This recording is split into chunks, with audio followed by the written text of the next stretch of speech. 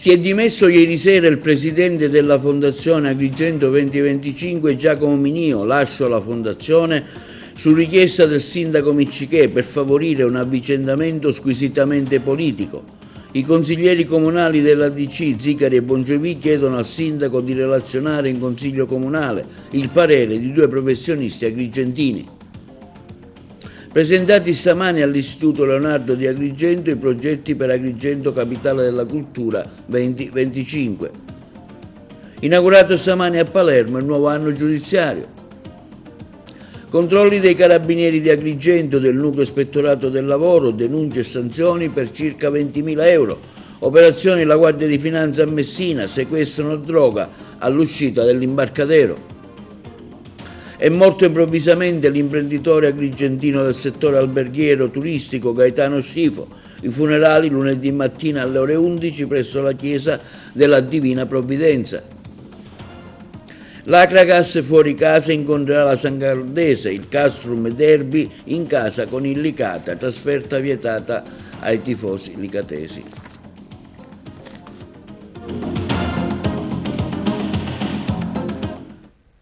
Buongiorno, benvenuti con un nuovo appuntamento di oggi sabato 25 gennaio. Come già si era ipotizzato qualche giorno fa, sono arrivate puntuali ieri sera le dimissioni del presidente della Fondazione Giacomo Minio attraverso una sua nota stampa, il servizio.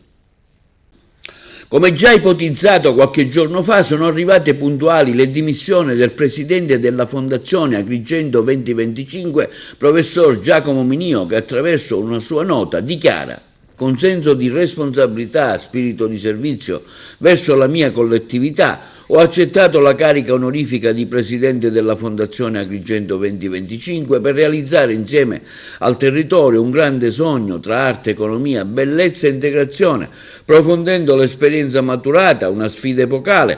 Ho lavorato con impegno e lucidità, dando autorevolezza e credibilità a un ente appena costituito. Sono soddisfatto, continua Minio, del lavoro svolto, seppur tra non poche difficoltà, per avere messo una fondazione nelle condizioni di essere pienamente operativa, con una sua dotazione economica, una gestione particolarmente attenta al rispetto della finanza pubblica. Queste sfide affrontate con razionalità e forte motivazione sentimentale. Oggi lascio la Fondazione, dichiara Minio anzitempo, su richiesta del sindaco dottor Miccichè per favorire un avvicendamento squisitamente politico. È superfluo sottolineare come tutte le critiche in questi giorni sui mass media nulla hanno a che fare con le attività proprie della Fondazione Agrigento 2025, la quale ai sensi dello statuto vigente deve esclusivamente occuparsi della realizzazione di attività culturali. Esulano infatti dagli scopi della Fondazione le manutenzioni del territorio, dei siti, la sua infrastrutturazione a livello locale come la cartellonistica, le reti stradali. Le attività della Fondazione, specifica l'ex presidente Minio, partono ufficialmente dal 18 gennaio di quest'anno, data dell'inaugurazione di Agrigento Capitale della Cultura, avvenuta presso il Teatro Pirandello alla presenza del Capo dello Stato Mattarella, e i cui progetti artistici saranno realizzati e spesati nel corso del 2025.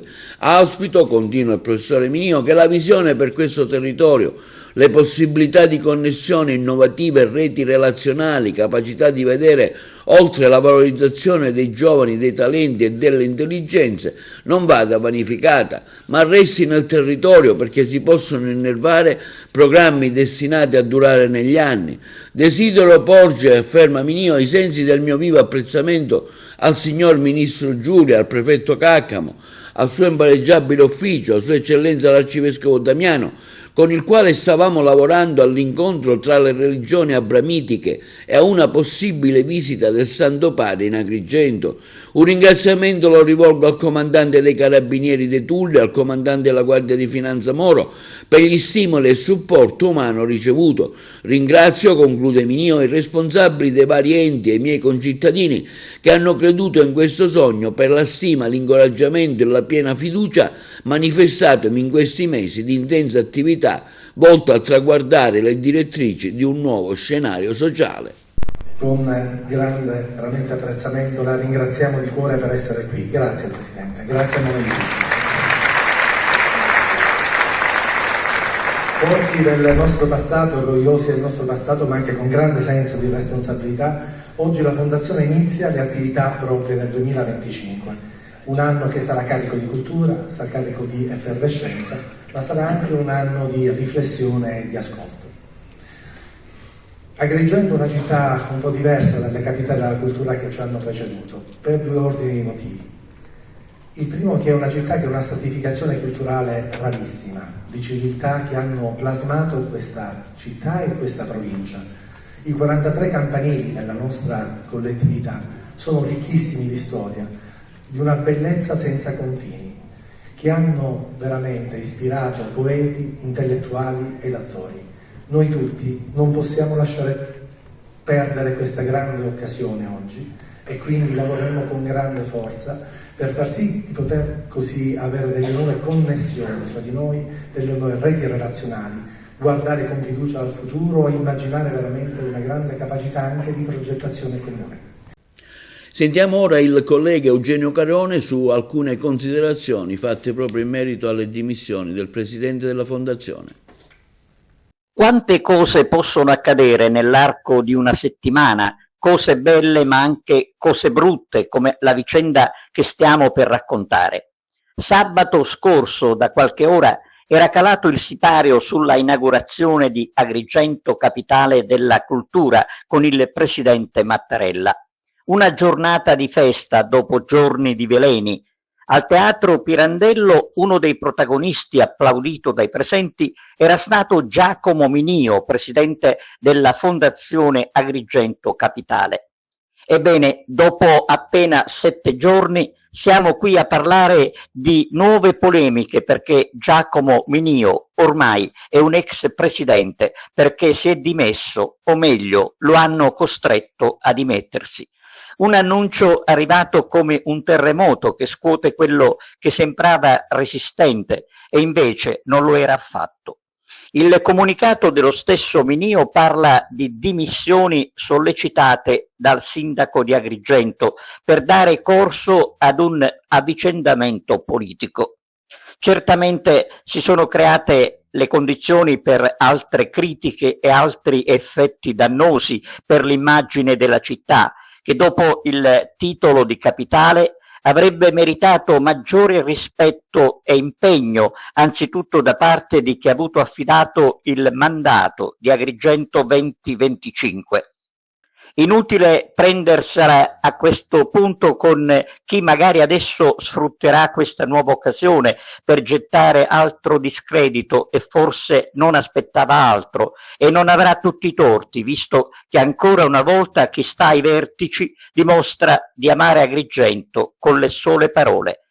Le dimissioni di Giacomo Minio ad una settimana dal fatidico giorno benedetto dal presidente Mattarella creano brutti pensieri e qualche imbarazzo, un imbarazzo grande. E sulle dimissioni proprio del presidente Minio intervengono oggi 2 consiglieri comunali della DC, Zicari e Bongiovì. Il sindaco venga a relazionare in aula il servizio. Su Capitale della Cultura intervengano le consigliere comunali Zicaro e Bongiovì della Democrazia Cristiana. Chiederemo al sindaco di prelevare il punto su Capitale della Cultura e di affrontare il tema durante il prossimo Consiglio Comunale. Una commissione con il Parco Archeologico delle dimissioni di Minio. Chiediamo che il sindaco venga a relazionare in aula su come ha speso i 400.000 euro che il parco ha dato al comune dallo sbigliettamento e su perché non siano ancora partiti i lavori per realizzare un bagno pubblico a Piazzale Rosselli, benché il parco abbia la disponibilità economica, di riferire perché l'Infopoint non è ancora partito, di dirci chi curerà le procedure di affidamento dei progetti del dossier, il comune, la fondazione, ma quale personale ha tempo per assumere, o il parco archeologico come stazione appaltante, perché a oggi, affermano le 2 consiglieri Bongiovì e Zicari, non è stato fatto un solo affidamento dei progetti del dossier. Esiste un sito internet dove trovare informazioni su logistica ed eventi, la comunicazione in generale, perché il parco non fa parte della cabina di regia, Conferma la volontà di bandire un avviso rivolto alle associazioni del territorio per progetti legati alla capitale della cultura. Quando? Si chiedono le consigliere comunali. Crediamo che non ci sia più tempo da perdere e che il sindaco debba venire a spiegare la situazione in aula consiliare.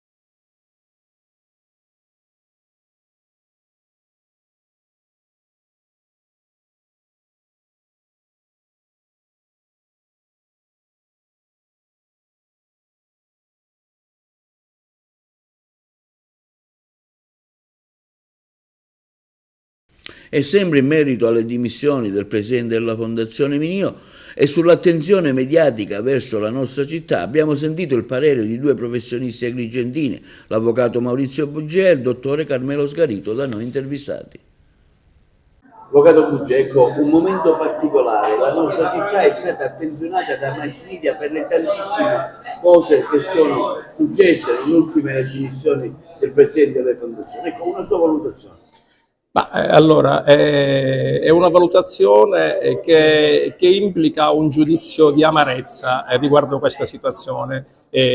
Dispiacciono fortemente, ma come agrigentino, questi incidenti di percorso che ci sono stati, e dispiace, questa è la notizia che abbiamo saputo oggi, delle dimissioni del professore Giacomo Minio, che è una persona di grandissimo livello, che mi onoro di esserne amico e di grandi capacità intellettuali. Dispiacciono, dicevo, tutti questi incidenti, dispiacciono tutti questi interventi dei media nazionali che hanno attenzionato la nostra città in un senso non benevolo.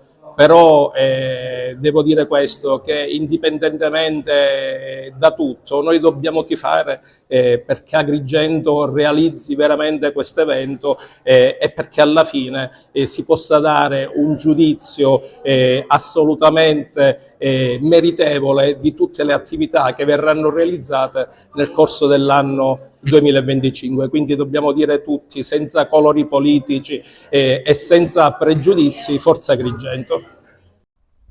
Dottore Sgarito, lei è sempre molto attento alle iniziative culturali della città e non solo, anche per il suo lavoro che la porta a essere vicino a tanta gente, con una valutazione a caldo di quello che sta succedendo ad Agrigento.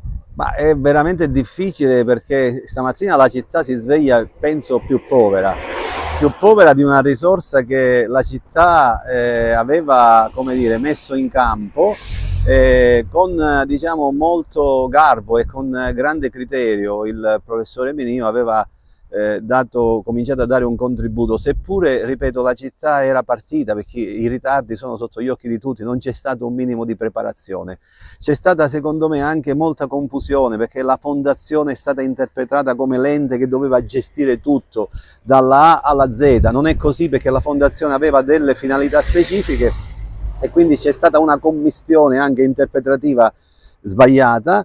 Però oggi, diciamo, all'indomani delle dimissioni di Minio, rimane, come dire, quasi una voragine nella città. La città quasi non si spiega quello che è successo, insomma, è come se la politica avesse cannibalizzato se stessa, non c'è, come dire, più un capitano, ecco, e quindi adesso che succede?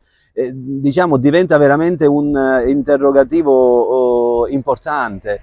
La scommessa diventa ancora più rischiosa e più pericolosa per una città che rischia veramente di fare un salto nel vuoto. A questo punto io auspico, da semplice cittadino, che diciamo, ai livelli più alti e quindi alle responsabilità regionali si possa commissariare la fondazione e diciamo darla nelle mani di un grande professionista, super partes, perché se la politica continua a mettere le mani ovunque rischia di fare danni seri e i danni poi si ripercuotono sui cittadini, sulla città. E allora ecco, più che altro vorrei fare questo tipo di appello. Io spero che il Presidente della Regione diciamo, ecco, attenzioni la situazione in maniera seria e definitiva e possa mettere Agrigento, ripeto, nelle mani di una persona super partes, ma soprattutto di cominciare a marciare verso alcune direzioni che oggi non si vedono e che con le dimissioni di Mineo addirittura continuano ad offuscarsi sempre di più. Presentati stamani i progetti dell'Istituto Leonardo di Agrigento per Capitale Italiana della Cultura. Le interviste.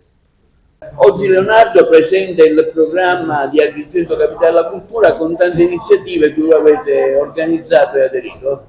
Sì, noi siamo l'unica scuola presente all'interno del dossier di Agrigento Capitale della Cultura e vogliamo esprimere con orgoglio questa opportunità che la scuola si è costruita negli ultimi 2 anni per far sentire la sua voce all'interno di un progetto importante come quello di un dossier di Capitale della Cultura. Quindi ancora una volta il Leonardo si è confermato quale scuola fulcro di comunità, una scuola che è anche un laboratorio di cittadinanza attiva per i nostri ragazzi che parteciperanno attivamente e consapevolmente a tutte le attività che porteremo avanti in questo contesto, ma anche un'occasione per sviluppare quel senso di appartenenza che già è molto sentito all'interno della comunità Leonardo ed espanderlo anche alla collettività tutta. È anche un'occasione di incontro e scambio culturale perché numerose saranno le collaborazioni con le scuole del territorio ed oltre e naturalmente con enti e associazioni presenti anche nel territorio. Diciamo che riteniamo che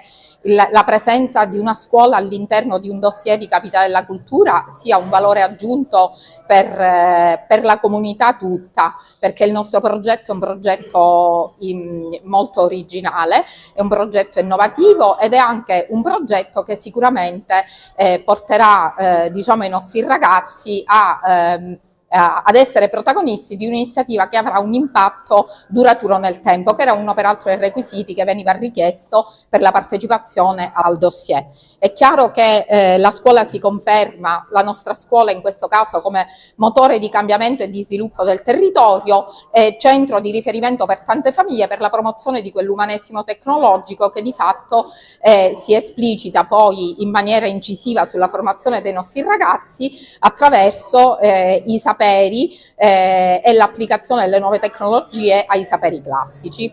Abbiamo visto la partecipazione di tanti professori, di tanti genitori, di tante istituzioni. Ovviamente è il Leonardo che oggi si presenta all'interno del dossier di Capitale della Cultura e il Leonardo ovviamente è fatto dai genitori, dagli studenti, da tutti coloro che a vario titolo gravitano dalle autorità che oggi sono presenti anche nella doppia veste di genitori, pertanto a loro vogliamo comunicare anche diciamo, questo programma perché siamo sicuri che per tutto l'anno staranno al nostro fianco.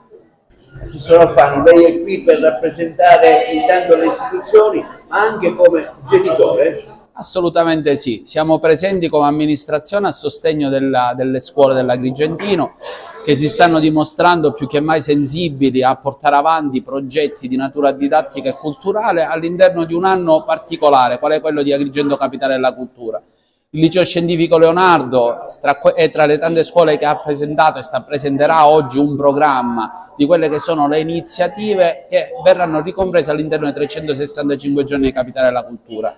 Le scuole come sempre si mostrano sensibili ed abili a cogliere l'opportunità di poter fare grande la nostra città e di poter dimostrare che la scuola, più di tante altre istituzioni della nostra terra, ha la possibilità e gli strumenti per poter dimostrare le loro qualità e le loro capacità. Avvocato Bugia, lei è presente qui anche come genitore, una valutazione sulla giornata di oggi e sui capitali Agrigento 2025. Allora, io oggi sono contento e ringrazio la preside di avermi invitato a questa conferenza stampa di presentazione dei progetti del liceo scientifico nell'ambito di Agrigento, capitale della cultura. Sono veramente orgoglioso per due ordini di motivi: orgoglioso del liceo scientifico Leonardo, che è una scuola sempre all'avanguardia nei progetti, e orgoglioso di avere, quindi nella qualità di genitore, un figlio che frequenta questa scuola. Ho avuto modo di vedere nell'ambito del programma dei progetti che sono stati approvati che si parla molto delle discipline STEM. Le discipline STEM costituiscono veramente un progetto d'avanguardia, perché si parla di scienza, di tecnologia, di ingegneria e di matematica, quindi sono le discipline del futuro lavoro dei nostri figli, e quindi è un implemento alle loro capacità e al loro modo di guardare a un futuro migliore. E si dice proprio che questi progetti, queste discipline costituiscono un laboratorio che guarda al futuro. Pertanto vedremo oggi nell'ambito di questa presentazione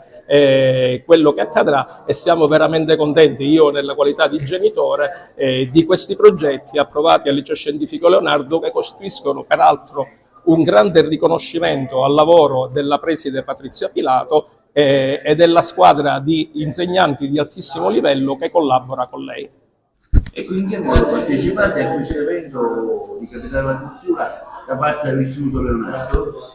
Con Savatteri Produzioni abbiamo l'onore e il piacere di collaborare con il Liceo Scientifico Leonardo alla scoperta di laboratori che possano permettere di formare gli studenti del liceo attraverso le arti performatiche, il teatro, la parola soprattutto, la cultura che si fa a teatro, il teatro che è cultura, in uno scambio generazionale che permette di arricchirci tutti nel segno della conoscenza, della curiosità e dell'esplorazione. Con la lungimirante preside dottoressa Patrizia Pilato siamo da più di qualche mese coinvolti in un progetto di formazione, e l'obiettivo di questo progetto, la scoperta dell'identità, delle colonne portanti, del patrimonio culturale immateriale e materiale del nostro territorio, ci permetterà di approfondire sul solco dei grandi scrittori, dei grandi scienziati, dei grandi pensatori, la possibilità di lanciare messaggi positivi e propositivi ai nostri giovani.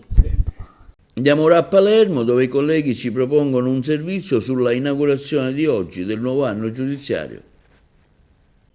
La mafia, i suoi interessi, i minori, il crack e la violenza sulle donne. Questi i temi principali trattati al presidente della Corte d'Appello di Palermo, Matteo Frasca, nella sua relazione per l'inaugurazione dell'anno giudiziario.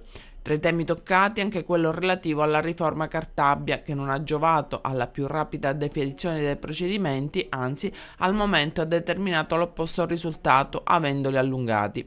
Invece, tra gli effetti senz'altro positivi, ha detto, della riforma va annoverata la stabilizzazione delle modalità di svolgimento delle udienze da remoto e a trattazione scritta. Passando alla mafia, Frasca traccia un quadro parecchio preoccupante con il settore dei subappalti, che continua a suscitare l'interesse dell'organizzazione mafiosa, sfruttando l'inquietante e riservata interlocuzione, al di là della rilevanza penale, fra esponenti mafiosi ed amministratori locali. Inoltre, Cosa Nostra sfrutta abilmente da sempre i subappalti per la realizzazione dei suoi obiettivi. In particolare è prevedibile, con le allettanti risorse del PNRR, un'ulteriore espansione di tutte le attività di Cosa Nostra indirizzate al fine di lucro, con tentativi di aggiudicarsi ricchezza ingente attraverso il riciclaggio e l'acquisizione di aziende. In particolare, Cosa Nostra prosegue nel tentativo di trovare sponde verso l'economia legale per trarne benefici consistenti nel tentativo di sfruttare le relazioni con settori corrotti della pubblica amministrazione, così mantenendo il controllo del territorio. A tutto ciò si aggiunge l'allarme per il forte sviluppo del traffico di sostanze stupefacenti, ormai costituente banco di floridissimi guadagni per l'organizzazione mafiosa, che da tale illecito commercio trae quotidiana fonte di sostentamento ed arricchimento. Attenzione anche all'aumento dei reati commessi da soggetti minori che si sono resi responsabili di reati contro la persona e le piazze di smercio del crack, che sono in continua proliferazione. Lo sguardo alla violenza sulle donne, ai femminicidi, ai maltrattamenti in famiglia costituisce ancora continua emergenza, nonostante il massimo impegno della magistratura requirente e delle forze dell'ordine. Passiamo ora alla cronaca. I carabinieri del nucleo ispettorato del lavoro di Agrigento hanno effettuato dei controlli in alcuni cantieri edili tra Cianciana e Sciacca. Il bilancio al termine dell'accertamento è di 2 denunce e sanzioni per quasi 20.000 euro. I militari dell'Arma hanno sospeso l'attività di un cantiere che si stava occupando della riqualificazione di una strada di collegamento a Cianciana. Riscontrate violazioni in tema di sicurezza e per questo motivo è stato anche denunciato l'amministratore unico. La seconda ispezione è avvenuta invece a Sciacca. I carabinieri hanno denunciato il titolare dell'impresa, ritenuto responsabile dell'utilizzo di macchinari non a norma. E i finanzieri del comando provinciale di Messina hanno sequestrato 1 chilo di cocaina in transito sullo stretto di Messina, arrestando anche il responsabile durante i consuetudi controlli ai passeggeri ai veicoli della Rada San Francesco. Il servizio dei colleghi di Messina. I finanziari del comando provinciale di Messina hanno messo a segno un'importante operazione contro il narcotraffico, sequestrando 1 chilo di cocaina in transito sullo stretto di Messina. L'intervento ha portato all'arresto di un uomo accusato di traffico di sostanze stupefacenti. L'operazione è stata condotta durante i consueti controlli ai passeggeri e ai veicoli in transito presso il porto di Messina, nella zona della Rada San Francesco. I militari della Guardia di Finanza, durante un controllo su un'auto condotta da un calabrese, avevano inizialmente sospettato dell'uomo, che aveva dichiarato di dover far visita a un amico ricoverato in un ospedale della città. Tuttavia, la sua versione dei fatti non convinceva i finanzieri, che hanno deciso di approfondire l'ispezione. Con l'aiuto del cane antidroga Urban, i controlli sono stati estesi al bagagliaio dell'auto, dove è stato scoperto un panetto di cocaina nascosto all'interno della ruota di scorta. Lo stupefacente, avvolto in una guaina nera e contrassegnato da un marchio distintivo, è stato successivamente analizzato, rivelando che avrebbe potuto fruttare circa 240.000 euro sul mercato delle piazze di spaccio siciliane. L'uomo, arrestato in flagranza di reato, è stato portato presso la casa circondariale di Gazzi, dove è a disposizione dell'autorità giudiziaria. L'operazione evidenzia l'intensivo impegno delle Fiamme Gialle di Messina nel monitorare i punti di accesso alla Sicilia, nel contrastare il narcotraffico, un fenomeno che ha gravi ripercussioni sociali e che viene affrontato con determinazione dalle autorità locali e giudiziarie. E Legambiente Sicilia ha presentato ieri a Palermo il dossier Comune Ricicloni, premiati 98 comuni rifiuti free. Aumentano a 303 i comuni ricicloni, dimezzata la produzione di rifiuti indifferenziati negli ultimi 7 anni. I colleghi da Palermo. Una Sicilia sempre più riciclona che di anno in anno, grazie all'impegno delle tante amministrazioni comunali e di milioni di cittadini siciliani, sta avviando un concreto cambiamento nella gestione del ciclo integrato dei rifiuti. Lo dimostra il numero delle realtà che a fine 2023 hanno superato il 65% di raccolta differenziata. Sono ben 303, cioè quasi l'80% dei comuni siciliani. Cresce inoltre di anno in anno il numero dei comuni rifiuti free, passati dai 33 del 2020 ai 98 del 2023, caratterizzati da una produzione di rifiuti indifferenziati inferiore ai 75 kg pro capite. Questi sono alcuni dei dati contenuti nel dossier Comuni Ricicloni Sicilia 2024 presentato oggi a Palermo. La Sicilia è sempre più riciclona, sono sempre di più i comuni che superano il 65% di raccolta differenziata, quasi l'80%, e sono sempre di più i comuni rifiuti free, cioè quelli che sfuggono alla crisi delle discariche, che è l'emergenza su cui si cerca di realizzare i termovalorizzatori e gli inceneritori.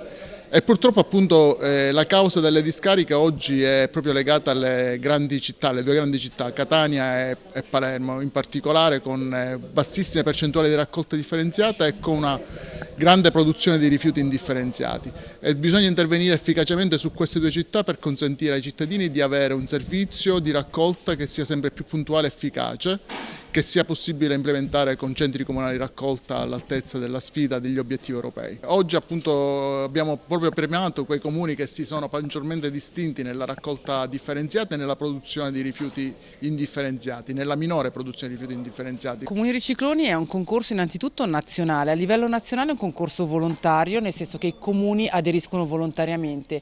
Dopodiché segue un appuntamento regionale praticamente su tutto il territorio nazionale di questi eventi, dove i dati ci vengono messi a disposizione dalle regioni e quindi noi riusciamo a dare una fotografia puntuale dei risultati e dei dati ottenuti. Quindi attraverso questi dossier non solo abbiamo uno storico dei dati dell'andamento della raccolta differenziata, ma possiamo comunicare le buone pratiche e i risultati come oggi, che poi andiamo a premiare. Messina oggi è tra le città metropolitane più virtuose in termini di raccolta differenziata. È un lavoro che abbiamo avviato nel 2018 con l'allora sindaco Cateno De Luca, oggi prosegue con il nostro sindaco Federico Basile e le percentuali di raccolta differenziata continuano ad aumentare. Linea alla regia per la pubblicità. È morto l'avvocato Gaetano Scifo, noto imprenditore agrigentino. I funerali verranno celebrati lunedì prossimo alle ore 11 nella parrocchia della Divina Provvidenza di via Manzoni. Alcuni mesi addietro era stato colpito da un ictus ed è rimasto ricoverato in ospedale per tanto tempo. Dopo aver svolto la terapia necessaria, l'avvocato Gaetano Scifo, di 84 anni, era stato trasferito in una RSA in provincia di Agrigento per continuare la riabilitazione. L'avvocato Gaetano Scifo era molto conosciuto in città, un noto imprenditore, titolare di uno degli hotel più lussosi di Agrigento, il Dioscuri Palace a San Leone, e promotore dell'iniziativa del primo centro commerciale ad Agrigento, la città dei templi a Villa Seta. Cordoglio è stato espresso dagli onorevoli Riccardo Gallo e Margherita La Rocca Rubolo, che attraverso un comunicato affermano: abbiamo appreso affranti la triste notizia. Ricordiamo Gaetano Scifo come imprenditore illuminato e lungimirante, impegnato soprattutto nel settore turistico e ricettivo, nonché commerciale, tra l'hotel Dioscuri e il centro commerciale. Cordoglio è stato espresso anche da Federalberghi Agrigento, dal presidente Francesco Picarella e dal suo vice Giovanni Sciacca, imprenditore di grande valore e figura di riferimento per il nostro territorio, che ha contribuito in modo significativo allo sviluppo dell'intero comparto alberghiero agrigentino. E sulla nomina del neoassessore alla sanità Daniela Faroni interviene oggi il presidente dell'Ordine dei Medici, Santo Pitruzzella. Sappiamo bene come la sanità nel nostro territorio abbia bisogno di cure, oggi più che mai. Sappiamo anche che per somministrare le cure necessarie affinché l'assistenza sanitaria in ogni singolo servizio sia erogata a tutti senza distinzione alcuna, occorrono preparazione e competenza, qualità queste che riteniamo risiedono nella professionalità di Daniela Faroni, neoassessore alla salute. Con queste parole Santo Pitruzzella, presidente dell'Ordine dei Medici, augura buon lavoro al neoassessore Faroni, che già conosce le criticità della sanità sul territorio agrigentino, essendo stata negli anni trascorsi il direttore amministrativo dell'azienda ospedaliera San Giovanni di Dio. Attivate le utenze elettriche, rientrate nelle loro case 1 migliaio di abitanti dell'area interessata dalla fuga di gas che ha provocato il crollo di una palazzina e il danneggiamento di altri immobili nella zona di Trappeto Nord, nel quartiere San Giovanni Galermo, in provincia di Catania. Sono state attivate le utenze elettriche con la facoltà di rientrare nelle proprie abitazioni per il migliaio di abitanti dell'area interessata dalla fuga di gas che ha provocato il crollo di una palazzina in via Gualandi e il danneggiamento di altri immobili nella zona di Trappeto Nord, nel quartiere di San Giovanni Galermo. Lo ha reso noto il prefetto Maria Carmela Librizia e il sindaco di Catania Enrico Trantino a conclusione di una riunione dell'unità di crisi con tutte le parti istituzionali interessate, attivata per fronteggiare le emergenze per la popolazione scaturite dagli eventi di martedì sera con le esplosioni di gas metano, sulle cui ragioni vi è un'indagine della Procura della Repubblica. Sono solo una ventina le utenze elettriche non ancora attivate tra le abitazioni in cui è possibile, evenienze in cui si spera di superare già dalla giornata di oggi. Inutilizzabili e ovviamente senza energia elettrica invece ancora le abitazioni della zona rossa, in cui risultano censiti 32 abitazioni. Per questi residenti solo 15 nuclei familiari quelli che finora si sono registrati, l'amministrazione comunale ha messo a disposizione alloggi in un residence cittadino. Per queste famiglie il sindaco trentino ha reso noto che il governo e la protezione civile regionale elargiranno quanto prima esclusivamente agli interessati un contributo economico per la sistemazione per poter provvedere autonomamente alle spese di affitto. Bisogna aspettare ancora 4-5 giorni invece per la ripresa della fornitura di gas di Catania alle oltre 20.000 persone della città, in quanto i controlli accurati in corso di effettuazione richiedono più tempo del previsto. Sono stati compiuti altri passi avanti per la graduale ripresa della normalità, ha detto il sindaco, con la necessaria assistenza alla popolazione che è stata sempre il nostro primario interesse. Dobbiamo sempre ricordare che poteva finire molto peggio e per fortuna invece i feriti sono stati quasi tutti dimessi, compiendo una nuova ricognizione proprio quest'oggi nella zona oggetto degli scoppi. Ho potuto constatare rispetto dei cittadini disagiati per le persone che da 3 giorni sono in prima linea per far fronte alle tante necessità emergenti, un'eccellente sinergia istituzionale a garanzia dei cittadini che stanno soffrendo importanti difficoltà, e per questo ringrazio quanti a vario titolo sono impegnati per aiutare le persone. Firmata la nomina dalla Presidente l'onorevole Nachie Gruppioni, il Presidente Francesco Pila nel Comitato Scientifico dell'Intergruppo Parlamentare per il Digitale. Il docente di Sociologia dell'Università di Messina, chiamato a dare un contributo per affrontare le sfide tecnologiche e sociali. Sentiamo lo stesso Pila. La grande rivoluzione digitale che ci sta avvolgendo, la più grande dopo la rivoluzione industriale, certamente necessita l'apporto di ognuno di noi. Ringrazio tantissimo l'onorevole Nachie Gruppioni, presidente dell'Intergruppo parlamentare per il digitale, per aver voluto questa mia nomina nel comitato scientifico dell'Intergruppo. È un momento in cui ci sono sfide importanti da cogliere, da affrontare, sono sfide sociali del nostro tempo che riguardano tutte le politiche digitali, i progetti che devono favorire totalmente la trasformazione del nostro paese. Quindi sono prontissimo a mettere a disposizione quello che è il mio patrimonio di conoscenza per dare un supporto a questo intergruppo che sicuramente potrà dare un contributo sostanziale rispetto a quelle che sono le scelte che poi si faranno in un campo in cui dobbiamo sicuramente dire la nostra, perché l'Italia è un grande paese dell'Europa ed è un paese che ha tantissime potenzialità nell'esprimere anche quello che può essere un processo di trasformazione come quello della rivoluzione digitale.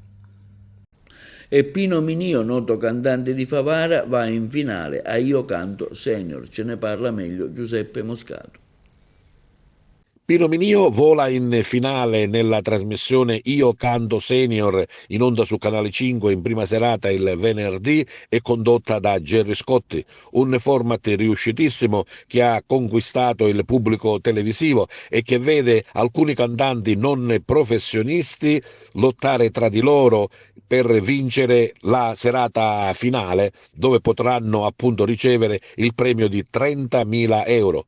Nel corso di queste 3 serate hanno duettato con cantanti famosi, interpretando a loro modo naturalmente delle hit internazionali. Ieri sera Pino Minio ha duettato con Fausto Leali, cantando la bellissima A chi, la canzone dell'amore per la sua moglie Maria, come la stessa signora ha detto in una piccola intervista prima dell'esibizione a Gerry Scotti. Pino Minio ha messo in campo la sua potentissima voce che ha conquistato i giurati che gli hanno dato 40 punti, il massimo a loro disposizione. Un punteggio massimo che comunque non è servito per far passare Pino Minio direttamente in finale al primo turno, per cui ha dovuto ricorrere al ballottaggio, ma nella sua seconda esibizione, ancora una volta grazie alla sua strepitosa voce e alla sua bellissima interpretazione de"La mia banda suona il rock", è riuscito a conquistare giuria e pubblico e così a volare in finale. Venerdì prossimo quindi se la vedrà con gli altri suoi compagni di avventura per conquistare un titolo che naturalmente sarà importantissimo non solo per Pino ma anche per tutta la città di Favara, che ancora una volta si trova protagonista in prima serata nelle grandi trasmissioni televisive. D'altronde la famiglia Minio è abituata a questi format, tant'è che Lia Minio la ricordiamo tutti per aver portato alla ribalta di Io canto e ti lascio una canzone tantissimi talenti del nostro territorio. Aspettiamo dunque una grande esibizione per venerdì prossimo e tutti a gridare Forza Pino Minio! E per le notizie sportive, l'Acragas domani incontrerà la squadra del San Cataldo in trasferta, una sfida decisiva per la sua classifica.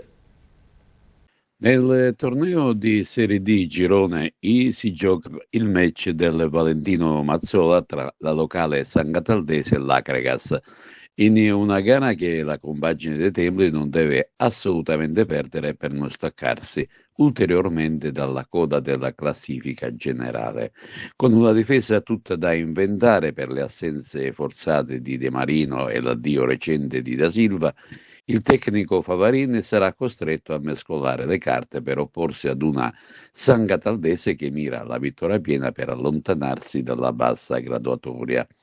Nella gara di andata, ricordiamo, contro la San Cataldese, sulla panchina biancazzurra sedeva Pino Rigoli, che si aggiudicò quel match grazie alla rete vincente di Palazzolo, con quest'ultimo che fortunatamente rientra dopo 2 tornei di stop. Questa gara è stata affidata a Giosuè Ambrosino di Torre del Greco con assistenti Matteo Cristin di Basso Friuli e Alessandro Fra Giacomo di Gradisca di Sonzo. Queste le altre gare in programma per questa quarta di ritorno. Castrum Favara di Cata che verrà arbitrata da Buratti di Roma 1, poi ci sarà Città di Sant'Agata Siracusa, Pompei Vibonese, Locri Paternò, Nissa San Biase, 9Gea Virtus Città di Acireale, Ragusa Regina e si chiude con Scafatese Enna.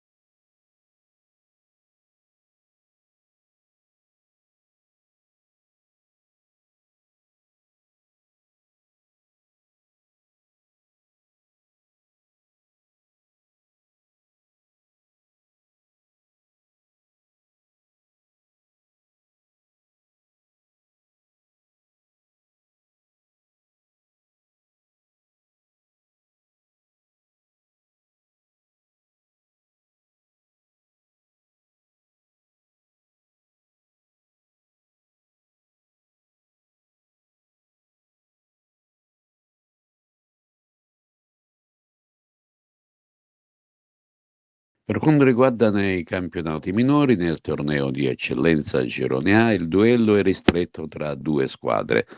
L'Athletic Club Palermo e il Città di Gela distanziate tra loro da appena 2 punti. Entrambe ambiscono ad un salto di categoria in Serie D e tutto lascia presagire che possa decidersi in occasione dello scontro diretto in programma il 23 febbraio prossimo. Nella gara di andata infatti finì 1-1 e si giocò nella città di Gela. La compagine gelese questa domenica rende visita al Castellammare, avversario imprevedibile e difficile da addomesticare, mentre l'Athletic Club Palermo ospita il Città di San Vitulo Capo. Gioca in anticipo questo sabato invece l'unica Agrigentina di eccellenza, vale a dire l'Unitas Sciacca, sul rettangolo di gioco del Lo Monaco di Partanna Montello. Infine si gioca la 17ª giornata del campionato di promozione Girone C ed è il Camarat a tutte le credenziali per poter allungare in vetta alla classifica. La compagine della montagna infatti sarà di scena a San Pietro Clarenza contro la locale squadra che occupa l'ultima posizione con appena 1 punto in classifica generale. La diretta antagonista, vale a dire il Giarre, è impegnata nel derby con il Riposto, anch'esso malmesso in graduatoria. Però, come si sa, nei derby può succedere di tutto e non c'è nulla di scontato. Per quanto riguarda le agrigentine, l'Aragona gioca a Nicosia su un campo insidioso, il Casteltermine in casa con il Forte Santa Venerina, mentre il Gemini ospita il Serra di Falco. Passiamo ora al Castrum Favara che giocherà domani in casa il derby con il Licata. Lo stadio sarà interdetto ai tifosi licatesi per disposizioni della prefettura di Agrigento. Ce ne parla più approfonditamente il collega Giuseppe Moscato. Archiviata la vittoria nel derby con l'Acragas di domenica scorsa, il Castrum Favara riprende ancora con un altro derby in casa allo stadio Bruncoleri. Domani è di scena il Licata, ancora un derby agrigentino, una partita importante per diversi aspetti, per la posizione in classifica delle due squadre, per la richiesta di punti che entrambe sicuramente hanno e per il fatto anche che la partita di andata al Licata è stata persa dai favaresi nei minuti di recupero, praticamente al 93esimo. Il derby sono sempre delle partite importanti e mister Infantino, come al solito, ha preparato i suoi uomini per dare il meglio. Questa mattina ancora l'allenamento di rifinitura per ricevere le ultime indicazioni sulla migliore formazione da mettere in campo. E poi anche il buon momento della società per invogliare i propri tifosi a venire allo stadio, ha messo anche la prevendita dei biglietti in gradinata a un prezzo inferiore 5 euro rispetto al normale prezzo di 10 euro. Domani infatti si aspetta un grande pubblico, una grande cornice di tifosi che, come si dice sempre, sarà l'uomo in più a portare avanti la squadra del Favara a una possibile vittoria o comunque a un risultato positivo. Sentiamo i protagonisti sia dal punto di vista tecnico che i giocatori che domani scenderanno in campo. È una partita difficile, li ho visti contro la Scafatese, hanno fatto un'ottima partita perché è una squadra ben allenata, una squadra che ha giocatori importanti per questa categoria. Però noi guardiamo in casa nostra, sappiamo quello che dobbiamo fare, come ci dobbiamo preparare e affronteremo questo derby sperando di regalare un'altra gioia ai nostri tifosi e alla nostra società. Dobbiamo ricordare che abbiamo perso la gara di andata al 93esimo o già quello è dimenticato? No, è una gara che brucia ancora, credo che è una sconfitta che è maturata negli ultimi minuti, però il calcio è anche questo, però c'è sempre la riprova sperando di ripagarli con la stessa moneta. Sicuramente stiamo facendo bene, più che la difesa tutta la squadra va a fare la fase difensiva e siamo tutti mentalizzati, siamo preparati bene, ci teniamo tanto a questa partita, sappiamo che è un derby e quindi daremo tutto. Si dice sempre che il girone di ritorno assume un significato diverso, forse una valenza maggiore. Anche per voi è così? Sì, sicuramente le squadre, soprattutto se si devono salvare, avranno più cattiveria perché servono punti e vogliamo fare più punti possibili anche noi. Avanzato, il tuo gol nella partita di andata non è bastato per dare punti al Castrum Favara, magari domani ci riproverai? Sì, sicuramente darò il massimo, ma come tutta la squadra, perché in settimana siamo preparati molto bene, sin dall'inizio, e speriamo domani di fare una grande partita. E per te è come se fosse un doppio derby, no? Il fatto di essere a Favara, ma anche palmese di nascita con Licata, c'è sempre un po' di rivalità. Appunto, essendo palmese è un doppio derby, quindi una partita che sembra ancora molto di più. E brucia un po', infatti, la sconfitta al 93esimo nella partita di andata. Sì, è stata un'ottima partita, una bella partita, tutti abbiamo dato il massimo e sicuramente perdere all'ultimo ci ha colpito. Il segreto sarà mettercela tutta come abbiamo fatto in tutte le partite, soprattutto con l'Agregas, come si è vista la compattezza che abbiamo avuto su ogni pallone, su ogni situazione, tutti uniti. Questo secondo me è il segreto. Vi siete allenati in maniera particolare questa settimana o il percorso va normalmente? No, il nostro percorso è sempre lo stesso, lavoriamo settimana per settimana sempre alla stessa intensità per prepararci al meglio per la domenica. E poi, lo abbiamo detto anche in altre occasioni, la difesa è uno dei punti importanti e forti del Favara. Sì, noi difensori diciamo che siamo sempre più compatti e anche fuori il campo, comunque è un reparto compatto come gli altri ovviamente. Un derby ha bisogno anche del pubblico, purtroppo i licatesi non possono venire per una disposizione della prefettura, ma quelle di Favara possono riempire tribuna e gradinata. Sì, speriamo che vengano in tanti i nostri tifosi per aiutarci durante la partita e infatti volevo fare un appello ai tifosi di riempire il Broccoleri. Ad oggi sono veramente contento per quello che abbiamo fatto perché ci avrei messo la firma, ripeto, come ho detto qualche tempo fa, per arrivare a questo punto, quindi non chiedo ai ragazzi sempre di impegnarsi al massimo, ma so qui a che fare, questo non mancherà mai. Un occhio particolare per l'incontro di domani, che partita ti aspetti? La solita partita che fa la mia squadra, la solita partita che imposta l'allenatore, perché lui non guarda mai chi incontra, può essere la Regina, può essere Siracusa, può essere la Scafatese, ogni volta che lui ha una partita il giorno prima riesce sempre a trasmettere quel carattere che lui stesso ha, quindi io i giocatori, molti giocatori li rivedo in lui.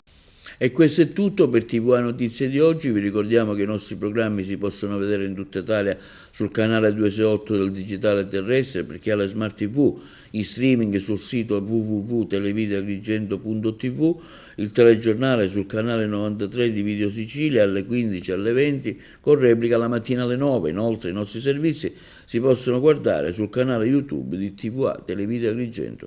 E questo è tutto e vi auguriamo un buon fine settimana.